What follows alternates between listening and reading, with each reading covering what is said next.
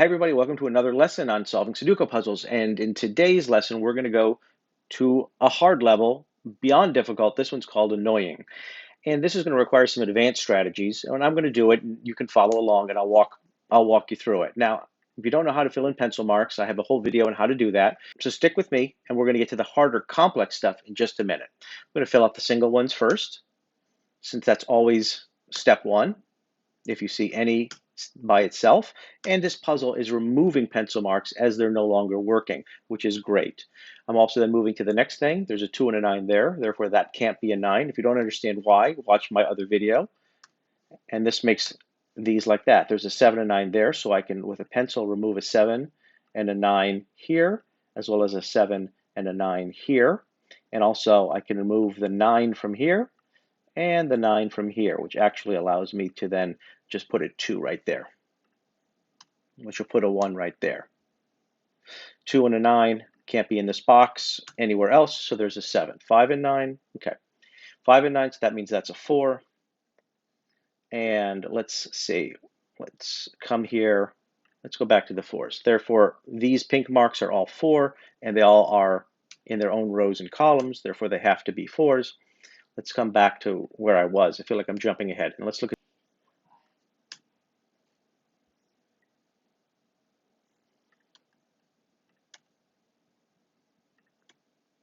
Okay, I see as I'm studying the 2s, the pink are the 2s. There's a 2 here and a 2 here, and that's the only place a 2 can go. So therefore, we can use our pencil mark to take out these 2s.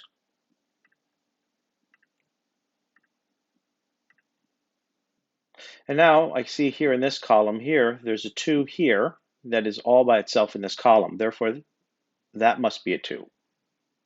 So let's go ahead and talk about another piece of logic here, which is that in this particular case, there's a 1 and a 2, and here a 2 and a 3, and here's a 1 and a 3. Between these 3 cells, there has to be a 1, 2, or a 3. And because a 1, 2, or 3 must be in one of these 3 cells, we don't know which, we can safely say that there's no 1 or 3 in this one.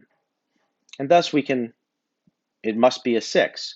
And the same thing would be true up here. There can be no 1, 2, or 3. So I'm going to use my pencil mark to remove that 3, and I'm going to use my pencil mark to remove that 3. So we're going to learn about an advanced technique called a finned fish. Now, the whole point of solving a finned fish is that it allows you to remove some candidates' pencil marks, thus making it easier to continue to solve the puzzle. Now, the way it works is you're looking for numbers that must go somewhere, and thus by knowing that, you can remove pencil marks from other things. So in this particular case, the finned fish is here on the 1. It's here, and this 1 and 3, 1, 3, 8, this 1 and 2, and this 1, 6, 9. What we're saying is we know that obviously a 1 has to go here or here. It's the only place that it fits in the column.